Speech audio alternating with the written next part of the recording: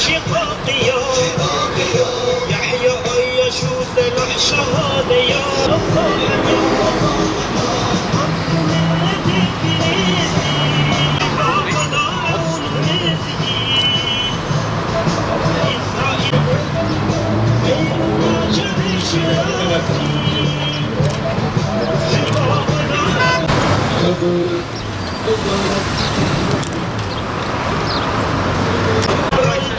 شقاقي يحيى أي شو سلح شهادة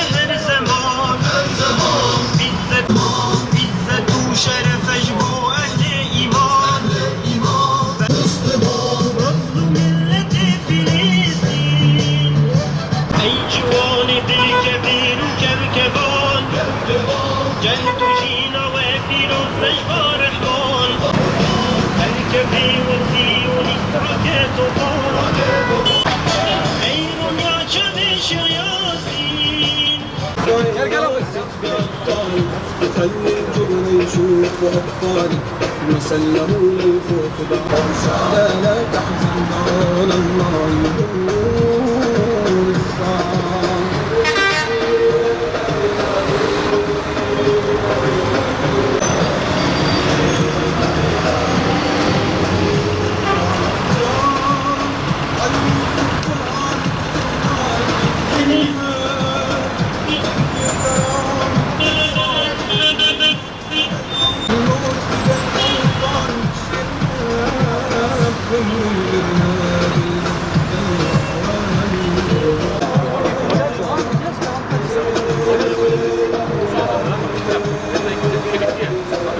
Bugün malumunuz daha önce duyurusunu yapmış olduğumuz etkinliklerimiz başladı ilki olarak. Bugün tabi buradayız, Kayapınar'dayız. İnşallah merkez ilçelerimizde tabi resim sergisini sürdürmeye devam edeceğiz. Yarın nasip olursa Yenişehir ilçemizde, Cuma günü ise yine Sur ilçemizde bu resim sergisi devam edecek tabi. Buradaki amacımız malumuz olmak üzere tabii ki Filistin halkının yanında olduğumuzu onlara hissettirebilmektir. Yine aynı şekilde İsrail'in yani dünyanın gözü önünde bu kadar insanlara yapmış olduğu zulmü en azından sesimizin ulaşabildiği insanlara duyurabilmektir.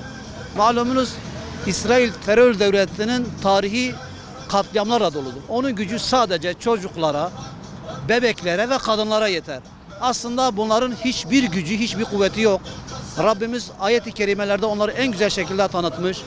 Bu kavim kadar dünya düşkün, bu kavim kadar yeryüzünde yaşamak isteyen hiçbir ırk bulamazsın. Çünkü ayet-i kerimede de geçtiği şekilde bulan her birisi 1000 yıl yaşamak ister ama onların böyle uzun yaşama arzusu onları azaptan kurtaramayacak. İnşallah biz dünya Müslümanları olarak birlik ve beraberlik içinde bu zulme son verebilmek için elimizden gelen bütün gayretimizi elbette ki ortaya koyacağız. Gerekirse canımızla, gerekirse malımızla. Bugün elimizde resim sergisi geliyor. Bu demek değildir ki bununla yetineceğiz. Hala elimizde gelen ne varsa bütün imkanlarımızı kullanacak ve İsrail'in zulmüne karşı sessiz kalmadığımızı, onların zulmüne karşı olduğumuzu inşallah bütün dünyaya ilan edeceğiz ve son olarak da şunu da söylüyorum. Evet, İsrail belki sürekli bir devlet kurmak istiyor, onun peşindedir. Evet, burada müjdeleyebiliriz.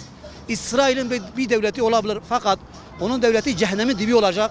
Allah'ın izniyle İsrail devleti cehennemin dibine girecek ve orada ebediyen sonsuz bir şekilde kalacak. Tabii ki şu anda zaten bir farkındalık oluşturmak adına şu anda ressamlarımız meydanda kendi duygularını resimlere aksatmaktadırlar. Ve burada tabii bu merakı olan, bu hünerisi olan bütün ressamlarımızı buraya davet ediyoruz. Gelsinler, kendi duygularını kalemlere döksünler. Halkımız da en azından bir nebze onların çizmiş olduğu resimde belki etkilenir. Umulur ki Rabbim kıyamet günü hepimizi cennette buluşturur. Allah sizden razı olsun.